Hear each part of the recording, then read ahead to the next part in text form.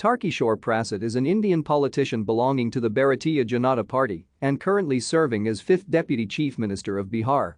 He has been elected the BJP's leader in the Bihar Assembly. He is currently elected as member of the Bihar Legislative Assembly from Katihar constituency in 2020 Bihar Legislative Assembly election. Tarkishore Prasad Bhagat was born to Ganga Prasad Bhagat, representing the Kalwar caste in 1974. Tarkishore completed Intermediate of Science from Darshan Shah College in Katihar under Lalit Narayan Mithila University, Darbhanga. Prasad is a member of the Rashtriya Swayamsevak Sangh and begun his political career with the Akhil Bharatiya Vidyarthi Parishad.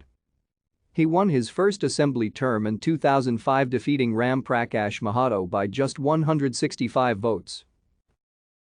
Thank you for watching. Like and subscribe if you would like to view more of our videos.